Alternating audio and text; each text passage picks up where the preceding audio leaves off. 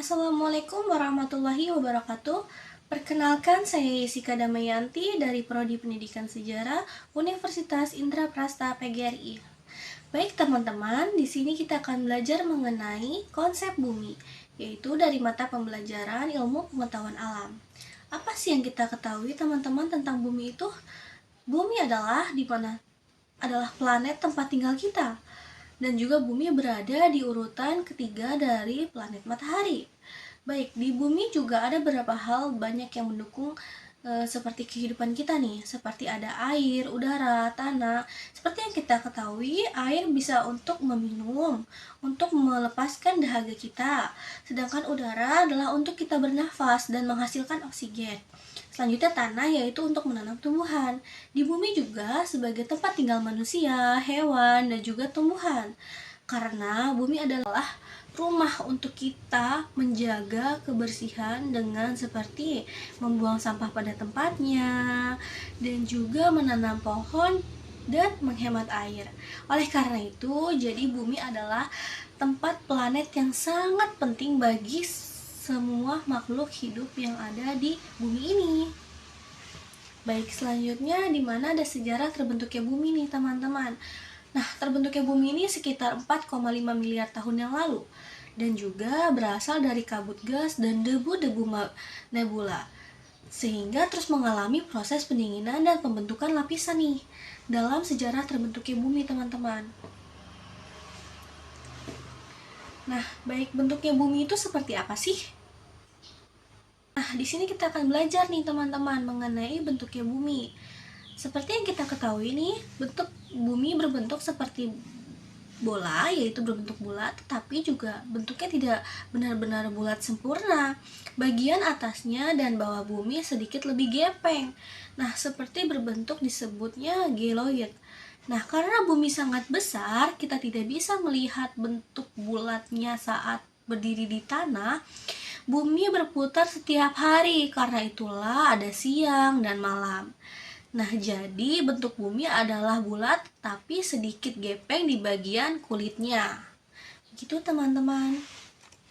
Nah, selanjutnya bumi juga memiliki lapisan-lapisan bumi, di mana lapisan bumi itu seperti ada kerak bumi, mantel bumi, dan inti bumi, seperti yang ada di gambar nih teman-teman.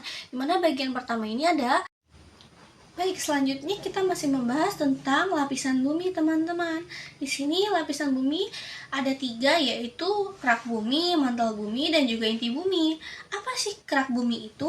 Kerak bumi adalah lapisan bagian luar dari bumi, yaitu buat tempat tinggal kita nih. Seperti ya, di sini ada tanah, gunung, laut, dan semua makhluk hidup seperti manusia, hewan, dan juga tumbuhan teman-teman. Jadi kita hidup di bagian kerak bumi. Selanjutnya ada lapisan bumi, yaitu yang disebut dengan mantel bumi. Apa sih mantel bumi itu? Mantel bumi yang berada di bagian kerak, suhunya sangat panas dan berisi batuan cairan yang bergerak secara perlahan. Nah, selanjutnya ada inti bumi. Inti bumi adalah bagian paling dalam dan paling panas. Inti bumi terdiri dari logam seperti besi dan juga nikel, teman-teman. Di sini tidak ada makhluk hidup di bagian mantel bumi dan juga inti bumi. Gitu, teman-teman. Baik, selanjutnya teman-teman, di sini ada struktur bumi. Nah, lapisan-lapisan bumi itu bisa dilihat seperti gambar di atas, yaitu di mana ada kerak bumi, mantel bumi, inti luar, dan juga inti dalam. Di situ ada gambar dan sudah ada penulisan keterangannya. Baik, kita selanjutnya akan membahas tentang rotasi bumi. Apa sih itu rotasi bumi? Rotasi bumi adalah perputaran bumi pada prosesnya. Jadi bumi ini berputar nih selama 24 jam nih. Jadi makanya itu ada siang, ada malam. Nah, ada siang ada malam itu karena bumi kita berputar nih teman-teman. Nah, dampak rotasi bumi yaitu terjadinya siang dan malam dan perubahan waktu, begitu teman-teman. Ada pagi, ada siang, ada sore, dan juga ada malam. Itu dampak dari rotasi bumi, yang bumi itu secara itu berputar gitu teman-teman. Baik, selanjutnya yaitu teman-teman kita belajar mengenai revolusi bumi. Revolusi bumi adalah pergerakan bumi yang mengelilingi matahari. Waktu yang dibutuhkan sekitar 1 tahun lamanya, teman-teman. Nah, dampak dari revolusi bumi ini apa sih, teman-teman? Nah, dampak dari revolusi bumi ini adalah pergantian musim. Nah, pergantian musim itu seperti apa? Seperti dari musim panas ke musim hujan. Itu adalah dampak dari revolusi bumi. Selanjutnya ada perbedaan lama. Siang dan malam itu kan jangkauannya juga cukup lama ya, teman-teman. Dari pagi dan malam itu, makanya itu bumi berevolusi. Nah, selanjutnya lapisan atmosfer, di mana atmosfer adalah lapisan udara yang menyelimuti bumi. Atmosfer melindungi kita dari bahaya luar angkasa. Fungsi atmosfer berfungsi untuk melindungi bumi dari sinar matahari yang berbahaya dan menjaga suhu tubuh bumi agar tetap stabil, teman-teman.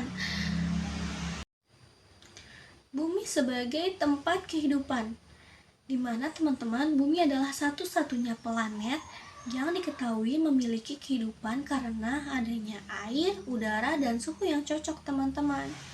Nah, baik, selanjutnya yaitu bumi juga memiliki sumber daya alam nih. Bumi memiliki banyak sekali sumber daya alam seperti air, hutan, minyak bumi, dan batu bara yang bisa digunakan untuk kehidupan manusia.